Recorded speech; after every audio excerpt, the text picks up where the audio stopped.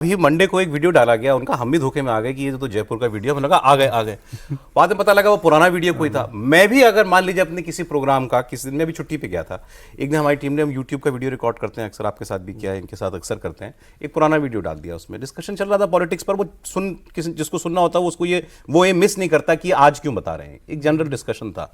लोगों ने फौरन पकड़ लिया, ये तो आप पुरानी बात दिखा रहे हो हमको, और देश के लीडर ऑफ अपोजिशन का भी पुराना ही वीडियो डाला जा रहा है सोशल मीडिया के ऊपर, ये नहीं बताया जा रहा कि ये पुराना है, बस डाल दिया जा रहा है। अटल बिहारी वाजपेयी, लाल कृष्ण आडवाणी, इवन राजीव गांधी जब वो अपोजिशन लीडर थे, इंदिरा गांधी जब अपोजिशन लीडर थी, कभी ऐसा होता था? देखिए ऐसा है कि तुम सा नहीं देखा, क्या कोई फिल्म थी या फिल्म का गाना बना था? दोनों है सर। तो ऐसा जो है आपने, अब इंदिरा गांधी, नेहरू जी का समय तो मैंने नहीं देखा, लेकिन इंदिरा गांधी के समय से मेरे सारे नेता, प्रतिपक्ष के नहीं, सत्ता में भी, विदेश मंत्री भी कोई जाएगा इतने समय के लिए चला जाएगा ना, विदेश राज्य मंत्री मान लीजिए है आपका, राजदूत कहीं भेजते हैं, यूएन में भी भेजते हैं, इस तरह से कोई नहीं जाता। और अज्ञातवास, ये मैं जरूर कहूँगा, देखिए जैसे इनकी जानकारी तो सही होगी, जो लंदन वाला उस पर पहले आता, विपासना में जैसे हमेशा जाते हैं, अभी ये भी कह सकते हैं विपासना में जा रहे हैं तो किसी को नहीं दिखाई देते, आपको जानते हैं वहाँ पर फ़ोन बाहर रख दिया जाता है, मतलब फ़ोन नहीं यूज़ कर सकते 10 दिन के लिए। तो विपासना के लिए भारत जैसी भूमि क्या इतनी अपवित्र है? भारतीय संस्कृति, वो तो मैंने बाकायदा कश्मीर ब्राह्मण भी कभी कहते हैं, कभी मैंने पता नहीं क्या कहते हैं, मुझे नहीं मालूम जाति के हिसाब से, बहुत धर्म निकला यहाँ से तो इसलिए धर्म, मतलब विपासना के लिए भारत भूमि भी कोई खराब, पहले भी विदेश गए थे तो ये कहा गया था। आज प्रियंका गांधी, इसके पहले दिसंबर में भी चर्चा हुई थी, उसमें अभी बीच में देख रहा था जब आज बात हुई, तो उनने भी कहा था भाई वो गए, प्रधानमंत्री जाते। अभी प्रधानमंत्री काम के लिए जाते हैं, 2 दिन जाते हैं, 4 दिन जाते हैं, मतलब आप या 1 हफ्ते ले जाएंगे, 4 कंट्री होके आएंगे, आप कहाँ जा रहे हैं कोई पता नहीं है।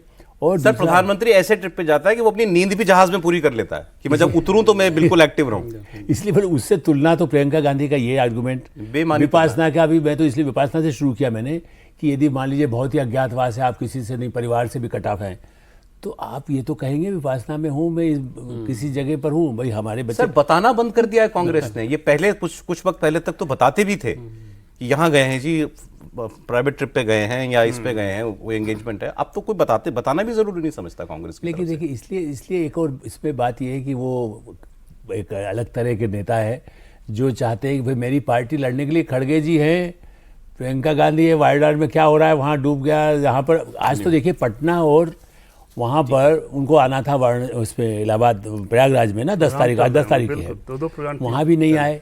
तो आप जो विदेश नीति की जहाँ तक बात कर रहे हैं, आप ये बताइए कि कोई ऐसी विदेश नीति की बात कर सकता है? वो कभी चाइना के कहेंगे 2000 किलोमीटर घुस गया, कभी ट्रंप के हिसाब से भारत का प्रधानमंत्री बल्कि उनके ही कहने से चल रहा है। आप अमेरिका के साथ हैं कि आप चीन के साथ हैं, आप पाकिस्तान के साथ हैं, किसके साथ हैं? इसलिए ये जो आपने जो विषय रखा है, सबसे गंभीर विषय यही है कि उनके बारे में जब पता नहीं है और नहीं वो किसी संसद में उस पर बोल, ये तो साइड स्टोरी है, मैं ये कोई इस पर नहीं डिबेट करना चाह रहा था पूरा। हाँ, लेकिन इतना जरूर है, आप इसको इस नजरिए से भी सोचिए, आप अपोजिशन लीडर हो और आपके सामने इतना मजबूत नेता और इतनी मजबूत पार्टी है जिसको आप हटा चाह के भी, इतनी कोशिश करके भी, सारे दल मिलके भी हटा नहीं पा रहे, तो आप क्या करेंगे? अक्सर शिकायत करती है राहुल गांधी और कांग्रेस पार्टी कि मीडिया हमको नहीं दिखाता। ये आरोप सरासर गलत है, सरासर गलत है। राहुल गांधी जितनी मीडिया स्पेस चाहेंगे उतनी मिलेगी, लेकिन ये तय तो वो करेंगे ना। अब अगर आप 20 दिन कहीं हो ही नहीं, यू आर आउट टोटली, मतलब आपकी स्क्रीन प्रेजेंस जीरो है, आपकी मीडिया स्पेस जीरो है, तो इसके लिए कौन दोषी है? अब आप आओगे, फिर आप माहौल बनाओगे, फिर कोई मुद्दा ढूंढोगे, और इसका ठीक उलट क्या है? प्रधानमंत्री जिनको उतना वो करने की जरूरत नहीं है, वो इतनी पब्लिक एंगेजमेंट्स रखते हैं कि डेली आप कुछ ना कुछ कहते रहें, कुछ ना कुछ दिखते रहें, आज किसी मुद्दे पर बात कर रहे हैं, आज किसी मुद्दे पर बात कर रहे हैं। उनसे डबल ट्रिपल मेहनत आपको करनी चाहिए इस काम के लिए, और आप 20 दिन के लिए सीन से ही गायब हो जाते हो। अब जैसे अब आइए फॉरेन पॉलिसी की बात कर लेते हैं। आज का जो ताज़ा विवाद है वो ये है कि ऑस्ट्रेलिया से प्रधानमंत्री न्यूजीलैंड पहुंचे हैं। ऑस्ट्रेलिया में के साथ आपका कई एग्रीमेंट्स हुए, उसमें न्यूक्लियर यूरेनियम को लेकर भी एक अग्रीमेंट हुआ, आपको वो हमें यूरेनियम सप्लाई करेंगे।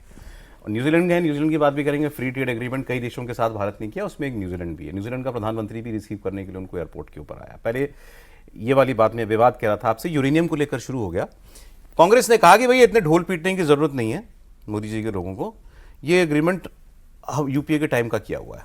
और 2011 में तब की न्यूजीलैंड के प्रधानमंत्री ने सहमति दे दी थी कि हम भारत को यूरेनियम देंगे। ऑस्ट्रेलिया सॉरी, आज 2026 हो गया, वो 15 साल पुरानी बात बता रहे हैं।